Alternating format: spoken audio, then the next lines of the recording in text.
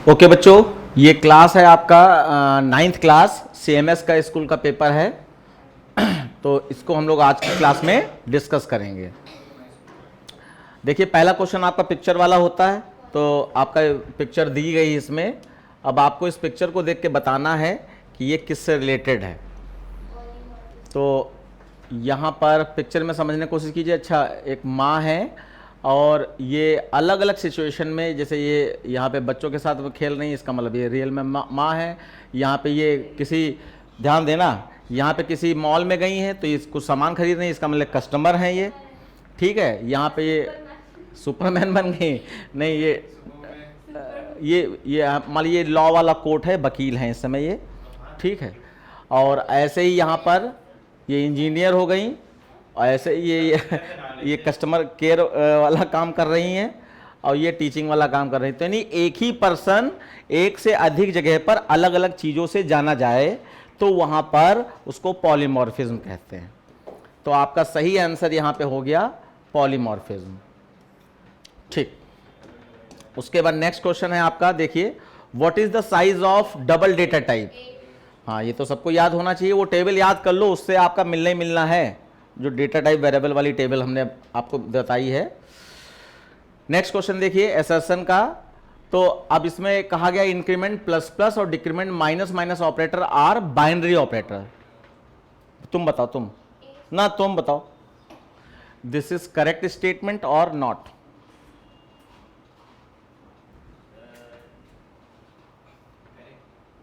Correct, तुम बताओ। ये यूनिरी ऑपरेटर है। यूनिरी ऑपरेटर की पहचान क्या थी? किसी एक वेरिएबल के साथ अगर कोई ऑपरेटर यूज हो रहा है तो प्लस प्लस ए लिखते हो ना, तो ए तो सिंगल ही वेरिएबल है ना, और उसके साथ प्लस प्लस लगाया जा सकता है, बिल्कुल सही वर्क करेगा। तो प्लस प्लस ए माइनस माइनस ए, तो ये आपका पहला ऑप्शन ही गलत हो गया। तो मैंने तरीका क्या बताया था कि अगर पहला ऑप्शन गलत है तो इसका मतलब ऑप्शन जो ये ABCD दिए तो इसमें पहला दूसरा तो हो ही नहीं सकता। अब C और D में से हो सकता है, तो एसर्शन फॉल्स हो गया। तो एसर्शन फॉल्स किस में है? D में है। तो यानी सही ऑप्शन आपका D है। अब इस केस में आपने रीजन पढ़ने की जरूरत भी नहीं समझी, क्योंकि रीजन तब पढ़ेंगे जब एसर्शन करेक्ट होगा, और रीजन करेक्ट हो तो हम A और B में से सिलेक्ट करते हैं। अब हमारा पहले गलत हो गया, तो ये आपका B, रीजन पढ़ो या ना पढ़ो, वैसे रीजन पढ़ लेते हैं। An operator that works with to operand is called binary operator. तो ये वाली बात सही है। देखो डेफिनेशन बाइनरी ऑपरेटर पढ़ो, जब कोई ऑपरेटर जो है दो ऑपरेंड के साथ वर्क करता है, दो ऑपरेंड मतलब दो वेरिएबल के साथ, तो उसको बाइनरी ऑपरेटर कहते हैं। और ये plus plus minus minus unary operator, ये एक ऑपरेंड के साथ वर्क करते हैं। ठीक है, तो आपका D ऑप्शन सही हो गया है। नेक्स्ट क्वेश्चन देखिए, which of the following package is imported by default. अपने आप कौन सा पैकेज? java.lang। अच्छा बच्चों ध्यान रखना, सबसे पहले ये आंसर देंगे, उसके बाद ही कोई बोलेगा। ठीक है, आज इनका टेस्ट हो रहा है 9th वाले पेपर को, देखते हैं ये कैसे क्या बता पाते हैं। ठीक ना, पहला वाला तो गलत हो गया इनका, है ना। अब यहां पर बाय डिफॉल्ट कौन सा अपने आप? java.lang। तो दो गलत हो गए यार, ये भी काउंटिंग करना है, दो गलत हो गए इनके। इन्होंने अंडर एस्टिमेट कर दिया CMS के पेपर को। ठीक है, और वो भी 9th के। ठीक है, which of the following is relational operator. अब तुम बताओ सबसे पहले कौन सा? हाँ, तो ठीक है, ये ऑप्शन सही है। उसके बाद अभी दो गलत हुए, बस इतना याद रखना है। What will be the output of the expression। अब इसमें आउटपुट निकालो, कॉपी पेन निकाल के फटाफट कैलकुलेट करके आउटपुट बताओ, और सब लोग करें अपना अपना। 4.5। तो देखो पहले डिवाइड यूज होगा, तो 4 और 15 को डिवाइड करोगे क्या आएगा? पॉइंट वाला तो लेगा ही नहीं ना इंटीजर में, सिर्फ यहां पर 3 लेगा, और 3 + 3 6। तो तीसरा गलत हो गया तुम्हारा। याद रखना, ये सारे इंटीजर है ना, तो इंटीजर को डिवाइड करेगा तो इंटीजर में ही रिजल्ट दे देगा, और कोई तरीका इसका नहीं समझने का, बस इतना याद रखना। तो आपका 3 + 3 6 आ जाएगा। ये तीसरा गलत हो गया ना। ठीक है, ओके। हाँ, 9th का पेपर है। उसके बाद देखेंगे हम लोग what will be the default value. कोई नहीं बोलेगा, हाँ तुम बोलो। फ्लोट की डिफॉल्ट वैल्यू C। बहुत अच्छा। नहीं सही है। उसके बाद what among the following is not a keyword, इनमें से कीवर्ड कौन सा नहीं है? अरे तुम क्यों बोल रहे हो, उसको बोलने दो ना। कीवर्ड कौन सा नहीं है? अब तुम एबीसी में से बता दो, एबीसीडी में से क्या है, जल्दी बताओ।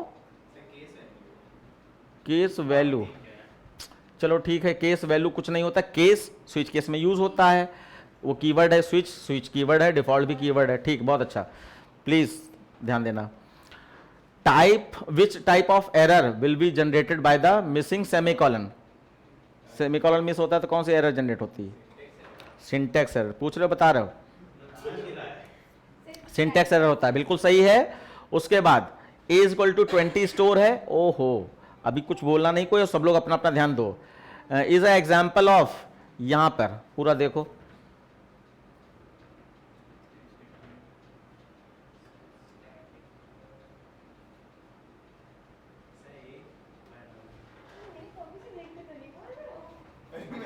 हाँ ये भी ध्यान देना है। हाँ बताओ बताओ बताओ। अरे एबीसीडी कुछ भी बता दो, अभी सबसे पूछना है ना, खाली तुम्हें थोड़ी पूछना है। तुमको ए लग रहा है, ठीक, तुम बताओ। नहीं तुरंत, अच्छा तुम बताओ वासु। ये थोड़ी चार ही बच्चे बैठे हैं। अच्छा तुम पहले बता दो तो तुमको हम सही मान लेंगे। चलो तुम, हाँ इसका आंसर ए ही सही है। याद रखना, मैं बता दे रहा हूं, इनिशियलाइजेशन का मतलब वेरिएबल डिक्लेयर करते समय वैल्यू डाल देना, फिक्स्ड वैल्यू डाल देना। अब देखो इनिशियलाइजेशन दो तरीके हो गए, स्टैटिक और डायनेमिक। दो ही होते हैं, चार नहीं होते हैं, स्टैटिक और डायनेमिक। स्टैटिक का मतलब कोई फिक्स्ड वैल्यू डाल दिया आपने, और डायनेमिक का मतलब है किसी कैलकुलेशन से कोई वैल्यू किसी वेरिएबल में आ रही है। जैसे हमने लिखा c is equal to A plus B, तो ए और बी की वैल्यू बदली हो सकती ना, हर बार बदल सकती है। अब कोई वैल्यू उसमें अगर आ रही सी में तो वो डायनेमिक है। या हमने लिखा c इज इक्वल टू या a is equal to math dot pow, math dot pow, तो उसके फंक्शन में जो भी आर्गुमेंट होगा उसी हिसाब से वो वैल्यू देगा। तो जब वैल्यू कैलकुलेशन से चेंज होकर बदल सकती है और आती है तो उसको डायनेमिक कहेंगे, और अगर फिक्स्ड वैल्यू डाली गई तो उसको स्टैटिक कहेंगे। अब एक इनिशियलाइज, हाँ ये दो इनिशियलाइजेशन के बारे में थोड़ा सा जानकारी ले लो, लिखते रहो भैया, लिखोगे नहीं तो कुछ नया नहीं पा पाओगे। अब यहां पर एक और इनिशियलाइजेशन समझ लीजिए, जैसे यहां पे लिखा फाइनल इनिशियलाइजेशन, ये भी होता है। अगर किसी वेरिएबल को डिक्लेयर करते समय, वैल्यू डालते समय, अगर आप final INT a is equal to 20 लिखें, final INT a is equal to 20, तो उस केस में इसको फाइनल इनिशियलाइजेशन आप कह सकते हैं। ठीक है, हाँ फाइनल वैल्यू कभी नहीं चेंज होती है। ठीक है, और फिर ये चौथा कौन सा है, डिफॉल्ट इनिशियलाइजेशन। ये कब होता है, जब आप फंक्शन प्रोग्रामिंग करते हैं, क्लास एंड ऑब्जेक्ट वाली फंक्शन प्रोग्रामिंग करते हैं, तो आपने ध्यान देना बच्चों, ये भी डिफॉल्ट इनिशियलाइजेशन समझ लो, कब पाओगे, वैसे नहीं होता है। जब आप फंक्शन प्रोग्रामिंग कर रहे हो, आपने कंस्ट्रक्टर नहीं बनाया है, तो वेरिएबल में डिफॉल्ट कंस्ट्रक्टर बनता ही बनता है, उसी समय डिफॉल्ट इनिशियलाइजेशन क्रिएट होता है। कंस्ट्रक्टर नहीं बनाया है तो वेरिएबल में वैल्यू जरूर डालेगा वो, तो उसमें डिफॉल्ट कंस्ट्रक्टर बन जाता है। यानी जावा का कंपाइलर अपने आप कंस्ट्रक्टर बना लेता है, तो उसमें वेरिएबल्स में जो उस समय वैल्यू डाली जाती है वो डिफॉल्ट वैल्यू कही जाती है। और जो हम लोग कंस्ट्रक्टर बनाते हैं डिफॉल्ट वाला, वो नॉन पैरामीटराइज्ड कंस्ट्रक्टर होता है, डिफॉल्ट नहीं होता है। तो ये चार तरीके का आपके इनिशियलाइजेशन मैंने चारों एक्सप्लेन कर दिए। इसमें नंबर कटा तुम्हारा, नहीं कटा? अच्छा नहीं कटा, 3 अभी गलत है, ठीक है। उसके बाद व्हाट इज द आउटपुट, फटाफट निकालो, सब लोग अपना अपना बोलेंगे, सिर्फ सब यही सबसे पहले निकालो, निकालो जल्दी निकालो।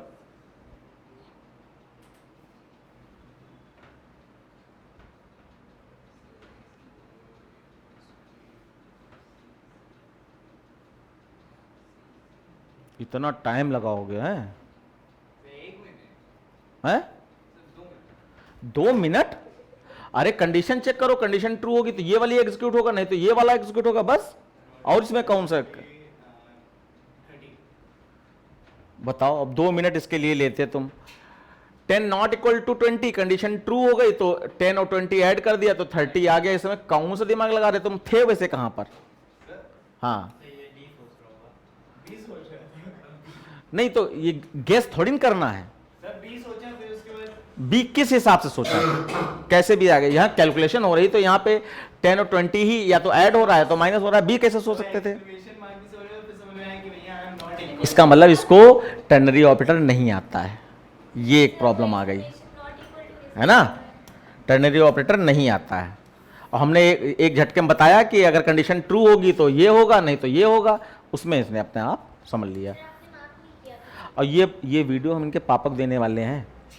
हाँ, उसके बाद फिर देखो what will be the return by, अब इसमें देखो क्या रिटर्न होगा, 10 से बड़ा है। अब देखो यहां पे भी सही बात है कि अगर कोई कंडीशन है तो वो सिर्फ ट्रू फॉल्स ही देगी और कुछ नहीं देगी, ठीक है, वैल्यू उसमें कुछ भी लिखी हो तो कंडीशन क्योंकि फॉल्स हो रही इसलिए फॉल्स। अब फॉल्स कौन सा,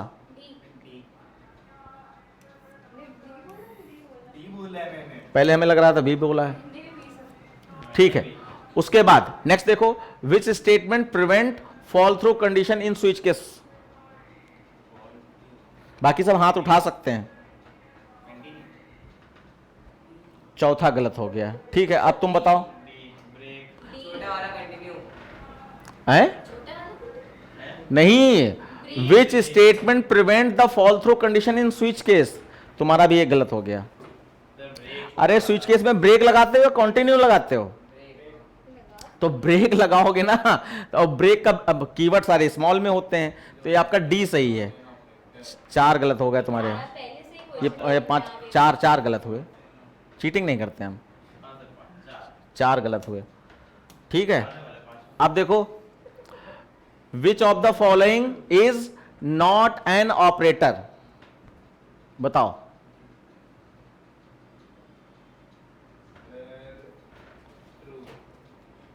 तुम बताओ, वासु का भी तो गलत होना चाहिए, जल्दी बोलो टाइम नहीं है। तुम बताओ, न्यू, अच्छा तुम बताओ, बिल्कुल सही, ट्रू आपका जो है जावा का रिजर्व कीवर्ड है, वो ऑपरेटर नहीं है, न्यू ऑपरेटर है। हाँ? देखो जो तुमने ऑपरेटर पढ़े हैं उसमें एक ऑपरेटर स्पेशल ऑपरेटर होता है जिसमें न्यू नल ये सब आते हैं, नहीं नल रिजर्व कीवर्ड है, 3 बताए थे ना, ट्रू फॉल्स और नल, वो रिजर्व कीवर्ड हो गए, और बाकी न्यू ऑपरेटर ये स्पेशल ऑपरेटर में आता है। और हाँ, डॉट भी स्पेशल ऑपरेटर में आता है, डॉट जैसे न्यू हुआ, डॉट हुआ, ये सब। तो ये कौन सा नंबर गलत हुआ, तुम्हारा सही है, अरे यार गजब कर दिया। हाँ ठीक, ठीक है। नेक्स्ट पढ़ के रखा करो पहले से, इतना टाइम बर्बाद करवाते हो। For loop, entry control loop, ठीक सही है, ये सही हो गया। अब इस पैराग्राफ को पढ़ो जल्दी से और आंसर बताओ।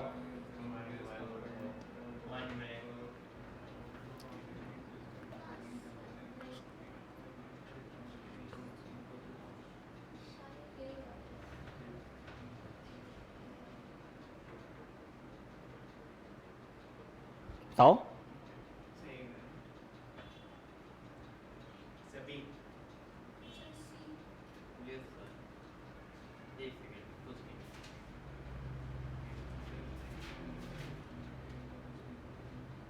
पढ़ लिया,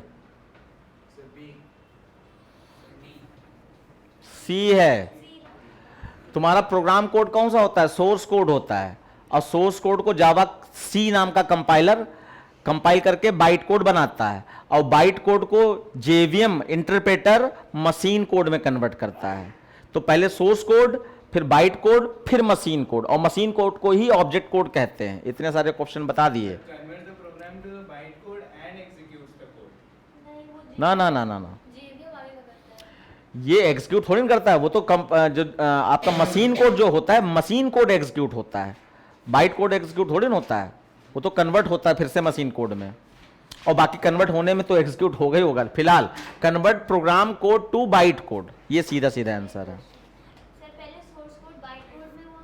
सोर्स कोड बाइट कोड में हुआ और बाइट कोड मशीन कोड में हुआ, और मशीन कोड को ही ऑब्जेक्ट कोड कहते हैं। लिखना जरूरी, लिख नहीं रहे हो बस यही से। हाँ, बाइट कोड मशीन कोड में, बहुत सारे पेपर्स में ये बताया जा चुका है। हाँ, और सोर्स कोड यानी प्रोग्राम कोड सेम है, इसको कंपाइलर कन्वर्ट करता है, वो जावा सी नाम का है। और बाइट कोड को मशीन कोड या ऑब्जेक्ट कोड में कन्वर्ट करने के लिए जेवीएम होता है, जो कि इंटरप्रेटर है। ठीक है, उसके बाद देखो, which of the following is legal identifier.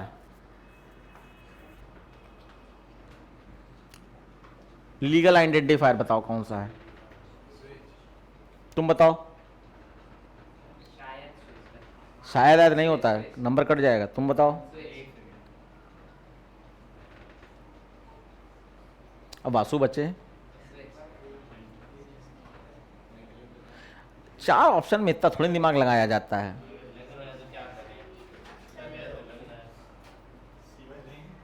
अच्छा, कौन सा नहीं होगा ये कंफर्म है, ये वाला बता दो। तुम बताओ कौन सा तुम्हारे हिसाब से कंफर्म है। हाँ, जो इस क्वेश्चन का आंसर नहीं है, गलत ही होगा।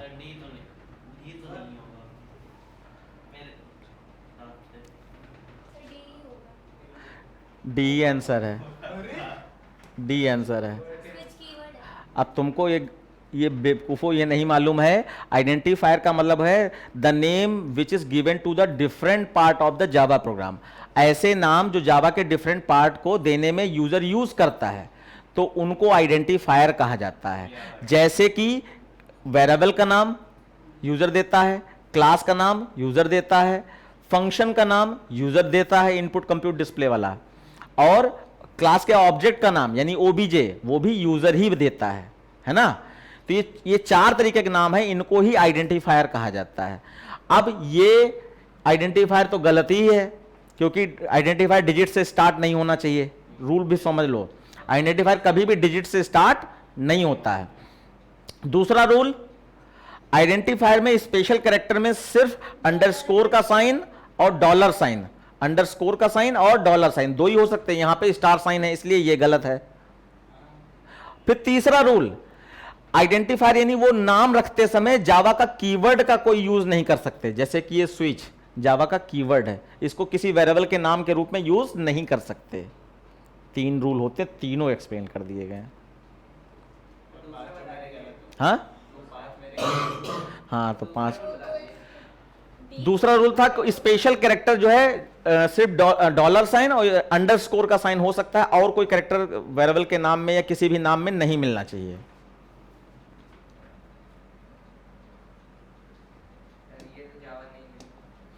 क्या चीज? ये अपने कोर्स का नहीं है, कैसे? अच्छा अच्छा अच्छा अच्छा अच्छा, अरे तो अब तुम अपने आप को अगर सीनियर समझते हो तो जवाब देना पड़ेगा, अपना मानेंगे भी। देखो, cyber stalking is a type of cyber crime. अरे तुम लोग आज के युग के हो तो बताओ। देखो डी है, बता रहे हैं क्यों। डी का मतलब है ये आपका पहला एसेशन फॉल्स हुआ, तो cyber stalking is not type of crime. ठीक है। दूसरा, अब देखो नीचे एक्सप्लेन किया गया, any crime that is done through internet and by using computer, mobile, laptop, software is known as cyber crime. तो आर ट्रू है और ए आपका फॉल्स है, इसलिए आपका डी, इसलिए आपका डी। नहीं, वो क्राइम होता हो लेकिन वो इन चीजों से नहीं होता है, और साइबर क्राइम इन चीजों से होता है। है? तो पहला तो फॉल्स हो गया ना। यस, साइबर स्टाइलिंग जो है ये 2 तरीके के हैकर होते हैं, व्हाइट हैकर और ब्लैक हैकर। तो जो व्हाइट हैकर होते हैं वो गवर्नमेंट वाले लोग होते हैं, कि ब्लैक हैकर मतलब इंडिविजुअल, हमने कंप्यूटर बहुत अच्छा सीख लिया और हम किसी का बैंक अकाउंट खाली करे दे रहे हैं या किसी का पासवर्ड चुरा ले रहे हैं, ये ब्लैक हैकर लोग करते हैं, और इनको रोकने के लिए व्हाइट हैकर होते हैं। हाँ, जो गवर्नमेंट वाले होते हैं। तो छठा हो गया गलत। सही बोला मैंने, डी बोला। तुमने डी बोला था? हाँ। अरे वाह, गुड। तो फिर 5 ही हैं अभी, हैं। अब आ जाओ, विच मेथड, हाँ हाँ ठीक है, which method among the following is use to input decimal value through scanner object, बताओ। डी नहीं छह गलत नहीं हो गया, तुमने बोल दिया। नहीं मैंने अभी बोल चुके हो अच्छा तुम बोलो ना, हम जल्दी बोलो यार, सही है रिकॉर्डिंग हो रही, बच्चे क्या कहेंगे कि यहाँ खेले होता रहता है ना, बहुत सीरियस हम टीचर हैं। बताओ कौन सा बताया, सी बताया, तो सी आपका सही है, एमसीक्यू में काट के लिख सकते हो सी सही है क्योंकि इसमें डी अपर केस होना चाहिए जो कि है, और यहां पे डी स्मॉल लेटर में, इसलिए ये गलत है। तो कितने हो गए गलत, अच्छी है 5 ही है अभी। कैसे एमसीक्यू कॉपी में लिखोगे एमसीक्यू काटोगे फिर कितने सही लिखोगे? अच्छा अच्छा इधर देखो जल्दी बताओ, स्केप सीक्वेंस, ये तो जल्दी से बताइए दो, ये तो बहुत आसान है। ए कौन सा लाइन चेंज करने के लिए, तभी से बताया जा रहा है answer give the new line feed. बता रहे कह रहे सी वाला आंसर है पीछे तो गलत भी बताया जा रहा है हाँ तो ए है, लाइन चेंज करने के लिए तो न्यू लाइन के लिए स्लैश एन ही लगता है, सही है। और स्लैश टी जो है टैब, इस हॉरिजॉन्टल टैब के लिए, स्लैश ए जो है ऑडिबल साउंड के लिए, वेल हाँ वो अपनी लैंग्वेज में ऑडिबल साउंड कह सकते हो, और स्लैश टी टी कुछ नहीं होता है। सर इसके 3-4 गलत हो गए अच्छा हाँ हाँ वो हमें मालूम है, हमने भाई इनको अभी इनका भी बताएंगे लास्ट में काउंटिंग कितनी है। 3 गलत है चलो अब थ्योरी पाओ जल्दी से। Name any 2 type of intellectual property rights, हमें आती ये 9th का है लेकिन फिर भी बताओ। अरे यार वो इंटरनेट से रिलेटेड है, हैं? कुछ तो बताओ बताओ। सर जैसे किसी कंपनी पे कोई सोर्स है तो उसको पेटेंट कराना है या कॉपीराइट करना है तो ये टर्म होते हैं जैसे copyright यस ये राइट्स की बात हो रही ना, राइट्स मतलब अधिकार। तो कोई और यूज ना कर सके कि कोई जैसे हमने अपना ये वीडियो बनाया और इसका हमने पेटेंट ले लिया है ना, तो अब इसका वीडियो को कोई दूसरा यूज नहीं कर सकता है, या हाँ कॉपीराइट क्लेम टाइप का, तो इसी टाइप की बातें इसमें बताई जाती हैं।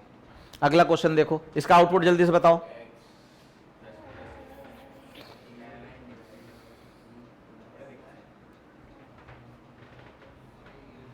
सॉल्व करो सॉल्व करो।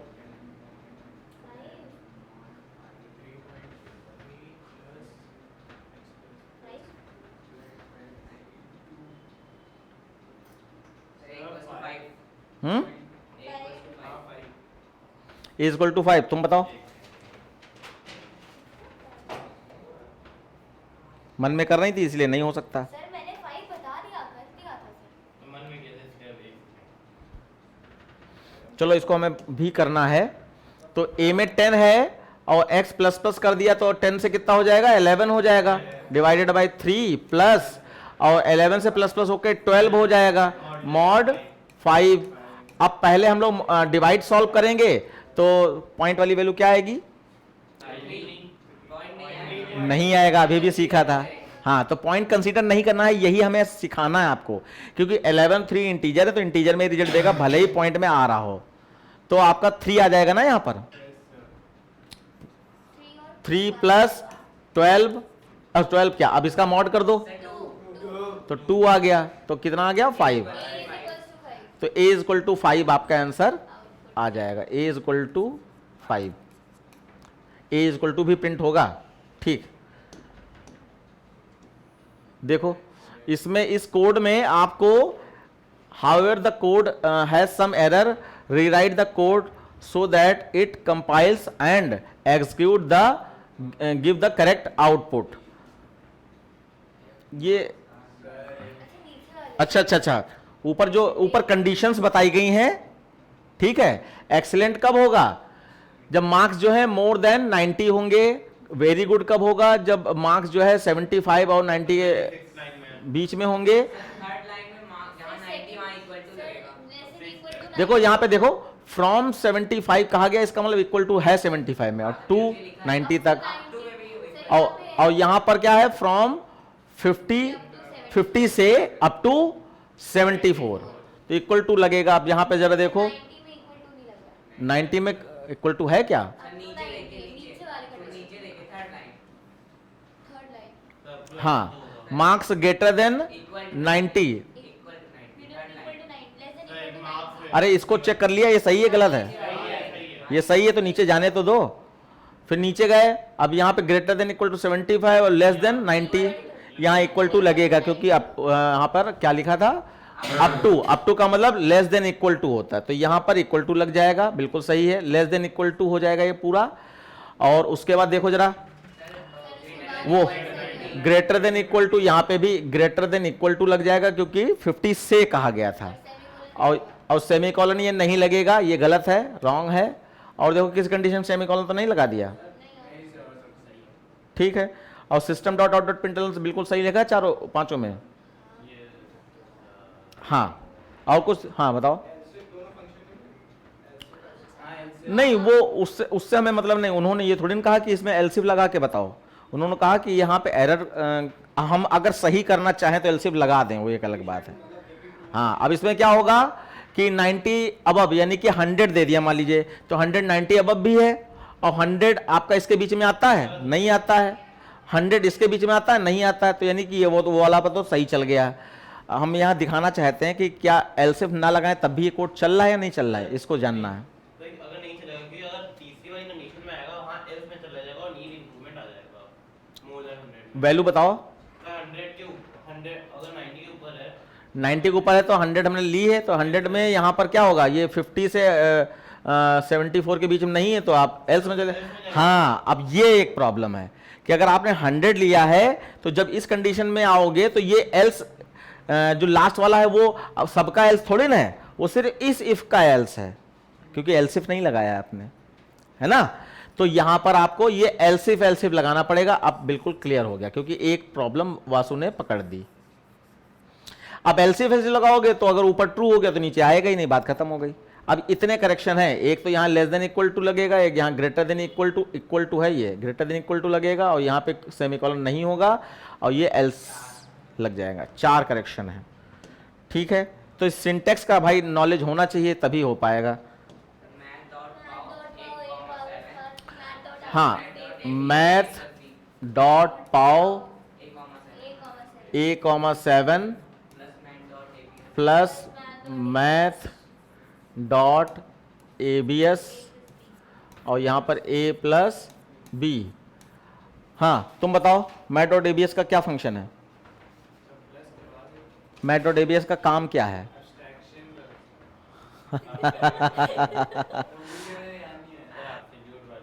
एब्सोल्यूट वैल्यू का मतलब पॉजिटिव वैल्यू देने के लिए मैथ डॉट ABS यूज करता है। जैसे कि -5 होता तो 5 दे देगा, अगर प्लस में पहले से वैल्यू है तो नो चेंज, कोई चेंज नहीं करेगा। और हम यहां पर कैसे जाने कि यहां मैथ डॉट ABS लगना चाहिए, इसका आंसर बताओ। इसको देखकर हम कैसे जाने कि मैथ डॉट ABS लगना चाहिए?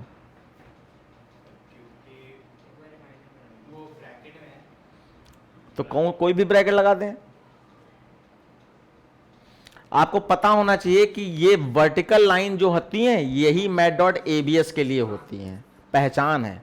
सीधी लाइन, वर्टिकल लाइन जो है ये मैथ डॉट ABS के लिए यूज होती हैं,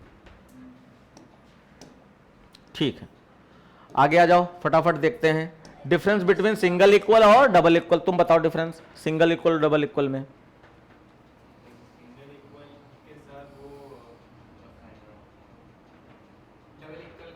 हाँ बताओ डबल इक्वल का। यस, इक्वलिटी कहो, सिमिलैरिटी नहीं। दो वेरिएबल, और वेरिएबल वर्ड ना यूज करना, 2 ऑपरेंड यूज करना। 2 ऑपरेंड के बीच में इक्वलिटी चेक करना है तो आपका डबल इक्वल हो गया। और सिंगल इक्वल कहां यूज करते हो वहीं से आंसर निकालो। सिंगल इक्वल कहां यूज होता है बेवकूफ? A=5 लिखोगे तो सिंगल ही है। हाँ, ये देखो, ये वैल्यू को, ये किसी ऑपरेंड की, ध्यान दो, ये किसी ऑपरेंड की वैल्यू को असाइन करने के लिए यूज होता है, जैसे A=5, ये सिंगल इक्वल। और ये A=B यानी कि 2 ऑपरेंड की इक्वलिटी चेक करने की, वैल्यू की इक्वलिटी चेक करने के लिए होता है। फिर ये असाइनमेंट ऑपरेटर है और ये रिलेशनल ऑपरेटर है। ये असाइनमेंट ऑपरेटर है और ये रिलेशनल ऑपरेटर है। ओके, अब जल्दी से आंसर बताओ।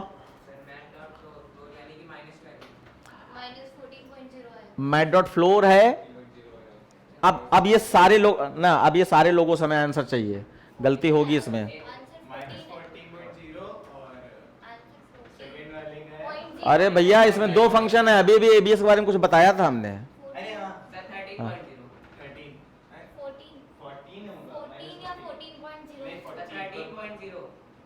13.0 वासु कितना कंफ्यूज है, इतना टाइम लगाओगे तो पेपर ही छूट जाएगा। 14.0 होगा ये बता दीजिए. 0 होता है एबीएस में कि नहीं होता है? 13.0 14.0. 12.0 सर 13.0 14.0. देखो यहां पे फ्लोर फंक्शन में अगर प्लस में, पहले प्लस में सोचा करो तो उसका अपोजिट मिल जाएगा तुमको। प्लस में होता ये 13.0 देता, अगर प्लस 13.4 होता तो 13.0 देता। ये बात कंफर्म है नहीं कंफर्म है?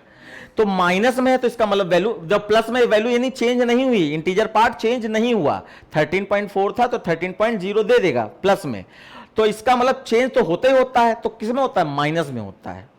तो माइनस में अगर है तो फ्लोर का मतलब होता है छोटी वैल्यू, तो 13 से छोटी वैल्यू कौन सी होगी? -14 होगी, -14। तो यहां पे -14.0 आएगा और वो मिलेगा एबीएस को, तो एबीएस उसको क्या करेगा? पॉजिटिव में बदल देगा। तो यानी यहां पर रिजल्ट आ जाएगा 14.0। आपने पॉइंट 0 बताया नहीं मेरे को.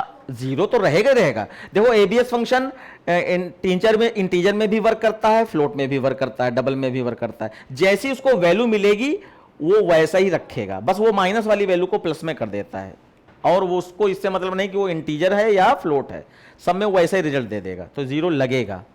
सही बोला हाँ ये कैसे हो? 14.0 उधर चलो जल्दी बताओ। 3.0 3 की पावर 2 करेंगे कितना आ जाएगा? 9 आ जाएगा, और 9 का स्क्वायर रूट आ जाएगा तो 3.0। देखो यहां पर एक चीज हमने जो बताई है उस पर ध्यान दो बच्चों, ये टेक्निकल चीज है, अगर आप सीख गए तो ये आउटपुट आएगा ही आएगा, आपसे गलत नहीं होगा। जैसे कि हम लोग ये भूल जाते हैं कि सील और फ्लोर में कब वैल्यू चेंज होगी, इंटीजर वाले पार्ट की बात कर रहा हूं, क्योंकि पॉइंट के बाद तो जीरो ही लग जाता है। तो इंटीजर वाले पार्ट में कब चेंज होगा और कब नहीं होगा। तो जैसे हम सील की बात करें, सील की बात करें तो पॉजिटिव अगर वैल्यू है, जैसे 14.5 होता, पॉजिटिव वैल्यू है तो ये आपका 15.5 दे देगा, क्योंकि सील का मतलब बढ़ाना, 15.0 सील का मतलब बढ़ाना। और यहीं पर अगर सील के साथ में हम लोग माइनस वाली वैल्यू दे दें तो यानी नो चेंज, कोई चेंज नहीं, बस यहां पे -14.0 कर देगा, ये सील के साथ है। ठीक है, अब यहीं पे आपका फ्लोर के साथ में हमने यहां पे 14.5 लिखा, तो 14.5 में देखो ये 14.0 दे रहा है, और यही चीज हमने यहां पर माइनस में लिख दी, -14.5, तो यहां पर आपका -15.0 दे देगा। तो अब यहां पे देखो चेंज कहां हुआ, इंटीजर वैल्यू में, और कहां नहीं हुआ, इस पे खाली गौर करना, तब याद हो जाएगा। तो देखो सील में पॉजिटिव वैल्यू में चेंज होता है इंटीजर पार्ट में, देखो सील में पॉजिटिव वैल्यू में चेंज होता है इंटीजर पार्ट में, और फ्लोर में निगेटिव वैल्यू में चेंज होता है इंटीजर पार्ट में। ये बात याद रखनी है, ठीक है ना। सर आपने ये बता ही दिया तो एक बार रेंट भी बता दीजिए. और बाकी लिसन, जो रिंट है, रिंट, तो रिंट जो है सील और फ्लोर का कॉम्बिनेशन है, सील और फ्लोर का कॉम्बिनेशन है, कि आपका अगर 0.5 से 0.9 के बीच की वैल्यू है तो सील जो है वो आपका रिंट जो है सील जैसा वर्क करेगा, सील जैसा, और 0.1 से 0.4 के बीच की वैल्यू है तो ये फ्लोर जैसा वर्क करेगा, और 0.0 में no change, no change. Video हमने दी है, उसको देख डालो यार एक बार। देखी है वो वीडियो. चलो एक बार फिर से पढ़ाएंगे, अभी रिवीजन जब बैच स्टार्ट होगा एक बार फिर से पढ़ाएंगे। अब जरा देखो यहां पर इसमें नेम द कीवर्ड, इंपोर्ट.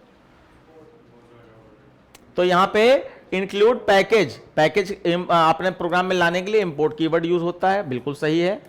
और उसका to make a variable constant की अभी बात हुई थी, फाइनल कीवर्ड यूज होता है, फाइनल वेरिएबल से कीवर्ड से फाइनल int a = 5 लिखा तो इसका मतलब a की वैल्यू अब चेंज नहीं हो सकती किसी भी हालत में।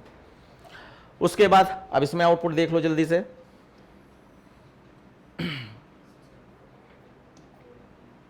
हाँ गिव द आउटपुट, तो अगर ए वाला लेके चलते हैं, एन में आपका ई है, तो ई का मतलब केस ई पे आएगा और यहां पर ईस्ट प्रिंट करा देगा और ब्रेक लगा दिया तो बाहर आ गया, तो यानी इसका आंसर तो आपका ईस्ट हो गया। ई, ठीक। और अगर एन में हमने एस लिया है साउथ और फिर तो एस में आ जाएगा और यहां साउथ प्रिंट करेगा और उसके बाद ब्रेक नहीं है इसलिए डिफॉल्ट में चला जाएगा और इनवैलिड इनपुट, और एल एन लगा है तो लाइन चेंज करके प्रिंट करेगा, यानी कि यहां पर लिख देगा साउथ, साउथ और नीचे इनवैलिड, इनवैलिड इनपुट, ये आउटपुट आ जाएंगे। ठीक है, उसके बाद देखिए ये क्या सीधे प्रोग्रामिंग चालू हो गई क्या? अच्छा, इसमें क्या पूछना है, ये एक सीरीज दी गई बट रन टाइम एरर है, explain reason rewrite the correct. तो ये सीरीज देख लो एक बार, क्या है, एक्स में कोई पावर नहीं, इसका मतलब एक्स तो ऐसे रहेगा, और नीचे डिनोमिनेटर में 1 2 3 लिखा है, इसका मतलब आई से मिल जाएगी वैल्यू, 1 2 3 किससे मिलता है, आई से मिल जाएगा। और बाकी एक्स में एक्स की वैल्यू देखो डबल टाइप की भेजी गई, कोई दिक्कत नहीं, तुम डबल मान लो एक्स को, और एन तो इंटीजर होने चाहिए यानी लिमिट, और सम डबल होना चाहिए क्योंकि डिवाइड हो रहा है, और फिर यहां पे 0 से n इक्वल टू तक चला दिया गया है। क्या दिक्कत है इसमें, 1 से चलाना चाहिए क्योंकि लिमिट एक ज्यादा हो जाएगी अगर 0 से चलाओगे, 0 को भी एक नंबर गिना जाएगा ना, तो यहां पे पहली एरर मिल गई, ये 1 से चलाया जाएगा। ठीक है, हाँ तो ये तो सिंटेक्स एरर है, वैसे ये तो सिंटेक्स एरर है, और देखते हैं, और हाँ हो गई हो गई हो गई हो गई हो गई, ये इसको सही नहीं करना है, वैसे वो भी गलत है लेकिन इसको सही नहीं करना है। यस, जब अगर 0 से स्टार्ट करोगे तो x को 0 से डिवाइड करेगा ना वो, और 0 से डिवाइड करेगा इसलिए वो रन टाइम एरर है। तो यहां पे डिवाइडेड बाय 0 बाय 0 ये आपका रन टाइम एरर है।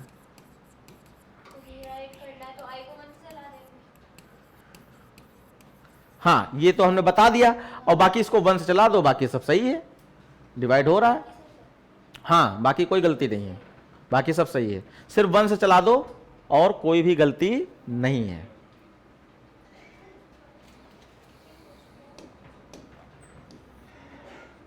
फिर देखिए इसमें आउटपुट, ये लास्ट क्वेश्चन है, बस यहीं पे क्लास एंड होगी। Give the output.